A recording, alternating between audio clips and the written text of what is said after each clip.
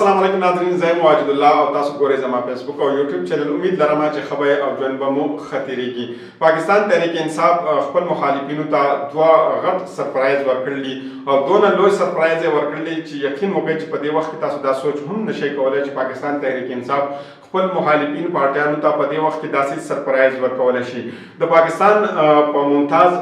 وکلاو کې یعنې چې څومره وکیلان دي په پاکستان کې، په هغې کې یو وکیل په پاکستان تحریک انصاف کې شمولیت اختیار کو. جی ها، لطیف کوسه صاحب چې کوم دی باقاعده طور باندې په پاکستان تحریک انصاف کې شمولیت اختیار کو او هغه به اوس د پاکستان تحریک انصاف حصہ وي. دویم اهم سرپرایز ته که موږ وګورو نو پاکستان په تاریخ کې یا داسې یو نوې جلسه کېدو واله ده چې پاکستان په تاریخ کې د دې نه مخکې دا جلسه نه ده شو او پاکستان تحریک انصاف چې کومه دی ورچوال جلسه یعنې انلاین چې کومه جلسه ده د هغې دپاره روان دي او نن به دوی یو انلاین جلسه به وي. دا جلسه چې کومه دا به په خپل نوعیت یعنې پاکستان کې اولنۍ جلسه به وي چې انلاین جلسه به وي. د دې نه مخکې موږ لیدلي چې مختلف پارټیانو چې کومه دی واړه واړه میټینګونه کړلي او هغه واړه واړه میټینګونه دوی انلاین کړلي او سپیشلي که موږ کتلي په کووډ 19 کې هم داسې شو وه چې واړه واړه میټینګونه به کېده خو داسې غټه جلسه چا نه ده کړې ځکه چې دا وخت چې کومه دی په پاکستان تحریک انصاف باندې ډېر سخت پابندي ده او پاکستان تحریک انصاف ته نه د ورکر کنونشن اجازت شته، نه د کارنر میټینګ اجازت شته، نه ورته د جلسو اجازت او که چېرته یو کس دا هم غواړي چې هغه لاړ شي او په دې کې شرکت وکړي نو هغوی خو یا ارست کېږي د هغه ځای نه یا هغې واپس رالېږلی شي. څرنګه چې پرون موږ لیدلي وه چې شعیب شاهین صاحب چې بلوچستان ته لاړی نو هغې د ایرپورټ نه واپس کړو او هغې ته دا اجازت هم ورنه کړه چې هغې په کارنر میټینګ کې شرکت کړی وی. د هغې نه بعد که موږ شیر افضل مروت صاحب وګورو هغه چې خیبر پښتونخوا کې به ورکر کنونشن ته تو یا به چېرته کارنر میټینګ ته تو نو هغې ته به کله روډونه بندول، کله به ورته لارې بندولې او کله به هغوی ارست کول او کله چې هغوی پنجاب ته راغله نو په پنجاب کې هغوی ارست کړه او په هغې باندې پابندي ولګوله. نو د دې متبادل هم پاکستان تحریک انصاف یو لاره رایستې ده او تاسو به حیران شئ چې په دومره سخت وخت کې داسې سوچ کول او داسې متبادل لار د دې رایستل دا ډېره زیاته د حیرانۍ خبره ده. پاکستان تحریک انصاف دا فیصله کړې ده چې دوی به سوشل میډیا استعمالوي او سوشل میډیا به دوی ډېر په غټ عزت سره او استعمالوي او دا ځل به دوی د سوشل میډیا نه فایده اخلي ځکه چې په پاکستان کې تقریبا په هر یو کور کې موبایل موجود دی او د هر نوجوان سره موبایل موجود دی او تقریبا د هرې ښځې څخه نه وي نو د لسمې شلمې ښځې څخه خامخا موبایل موجود دی نو دوی به اوس د سوشل میډیا نه فایده اخلي. دا ویلی شي چې شپږو نه واله 9 کروړه پورې نوجوانان چې کوم دي دا په دې 2024 دا کوم الیکشن چې کوم دی په دوی کې به دوی حصه اخلي نو نوجوانان چې کوم دی په دې باندې ډېر زیات انحصار کوي ځکه چې نوجوانان چې کوم دي په دې باندې د ملک انحصار دی او دوی به ملک مخکې وړي او که چېرې دوی عمران خان صاحب سره وغواړي چې دوی عمران خان صاحب ته ووټ ورکړي او عمران خان صاحب کامیاب کړي نو هېڅوک هم عمران خان صاحب کامیابي چې کومه ده دا نشي ودرولی. نو بیا د دغه کردار چې کوم دی د نوجوانو په دې جلسه کې به ډېر زیات اهم وي یا د نوجوانو دا کردار چې کوم دی دا په دې الیکشن لپاره هم ډېر زیات اهم وي ځکه چې پوره الیکشن په دې نوجوانانو باندې انحصار کوي. په دې جلسه کې به اخر څه وي او دا څنګه دا په خپل نوعیت یو نوې قسمه جلسه ده نو د دې په حوالې سره درته وایم. په دې جلسه کې چې کومه دی د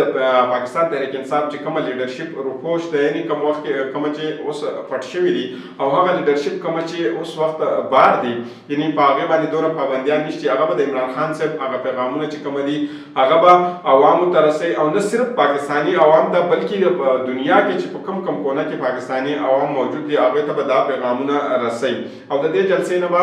د پاکستان تحریک انصاف د الیکشن کمپین چې کومه ده د هغې به هم آغاز کیږي. مثال په طور باندې که موږ د عمران خان صاحب پیغام ته وګورو چې هغوی دا پیغام ورکړی او هغوی دا پیغام هغه وخت ورکړی کله چې 8 فروری اناونس چې په 8 فروری باندې به پاکستان کې جنرال الیکشن وي نو هغې پیغام ورکړی و چې زما قومه د الیکشن لپاره تیاری وکړئ او وایي چې ما ټول عمر چې کومه دی ما د خپل قوم د سربلندۍ لپاره کار کړی دی د هغې لپاره مې محنت کړی دی او د قانون دپاره مې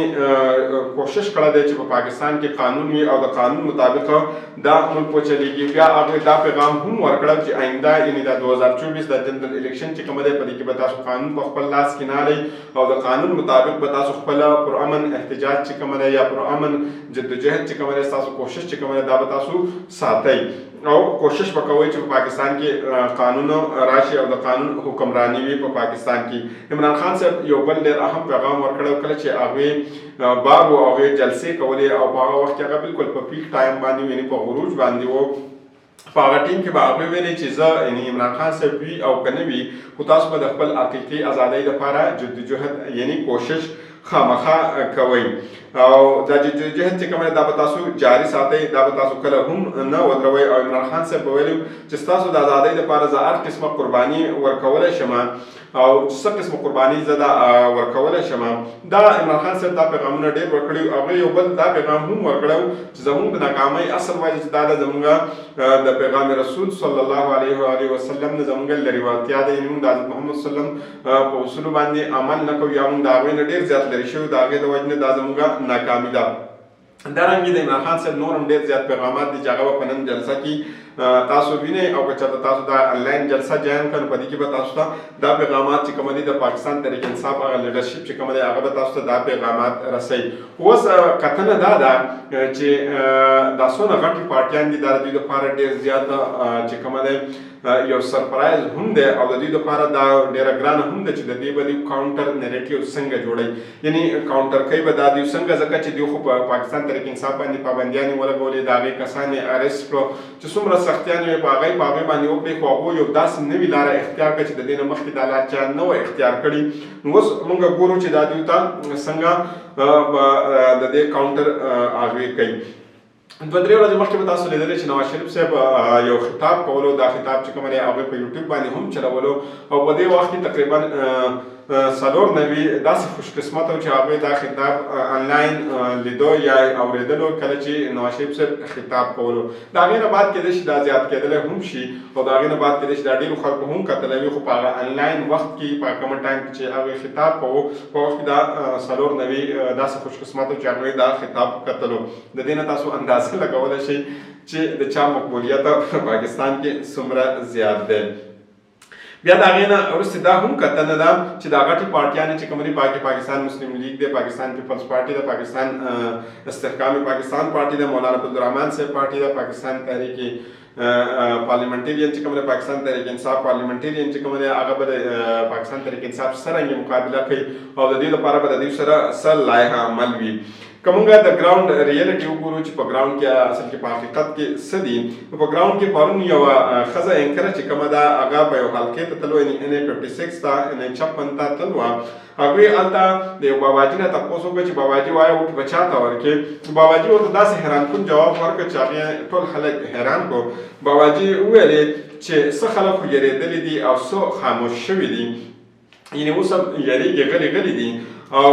خو که موږ وګورو د دوی په زړونو کې د عمران خان صاحب دا تصویر چې کومه دی دا جوړ شوی دی او د عمران خان صاحب دا فریم چې کومه دی د تصویر دا فریم چې کومه دی دا د دوی په دې زړونو کې بالکل فکس شوی دی او دوی دا زړونه چې کومه دي دا بالکل د عمران خان صاحب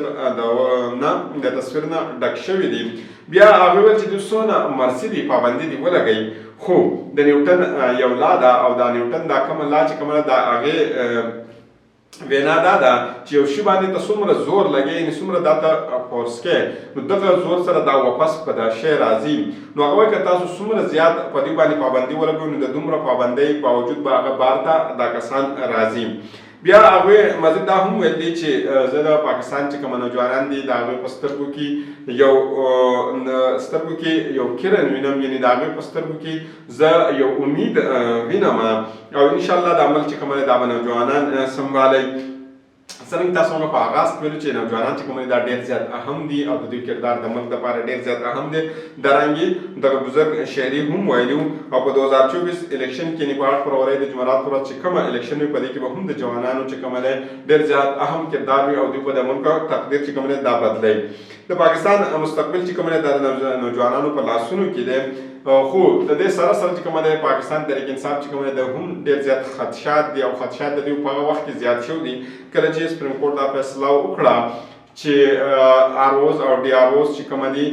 دا به ریټرنینګ افیسران وي، نو په هغه وخت کې د دوی دا خدشات نور هم زیات شو چې ډېره اسانتیا سره به په دې الیکشن کې چې وي داندلې کېږي. خو یو بل شی چې دی چې دا به موږ خامخا په ذهن کې یاد ساتو که چېرته عوام غواړي نو په هېڅ حالات باندې داندلې نشي کېدلی، ځکه چې په ضمن الیکشن کې موږ لیدلي د پنجاب په ضمن الیکشن کې چې د پنجاب په ضمن الیکشن کې موږ لیدلي چې عمران خان صاحب څنګه الیکشن ګټلی او په وخت کې نون لیگ دا دعوه هم کوله چې هغې به په 100 کې تقریبا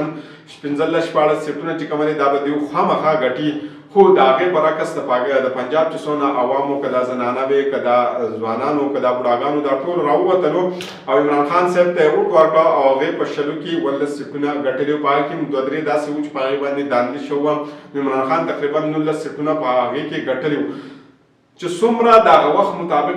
ګورنمنټ مشینریز وي هغه یې د هغې خلاف استعمال کړی، خو د هغې باوجود چې کومه دی بیا هم عمران خان صاحب الیکشن ګټلی. نو دارنګې که چېرته پاکستان عوام وغواړي او غونډ راوځي نو داندلي کول چې کوم دی دا به ډېر زیات مشکل شي، بلکې ناممکنه به شي. تر څو پورې به دوی په الیکشن کې داندلي کوي، په 100 سیټونو کې به داندلي کوي، دا به ډېر زیات مشکل شي. اوس کتنه دا ده چې په 8 فروری کې د اسلام آباد خلک د پنجاب د خیبر پښتونخوا د سیند او د بلوچستان خلک چاته ووټ ورکوي، ځکه چې د کشمیر او د ګلګت الیکشن چې کوم وي دا بعد کې وي د پاکستان د الیکشن نه. دا علاقې به موږ ګورو چې دوی په 8 فروری په 2023 کې دوی چاته ووټ ورکوي او دوی خپل راتلونکی وزیر اعظم څوک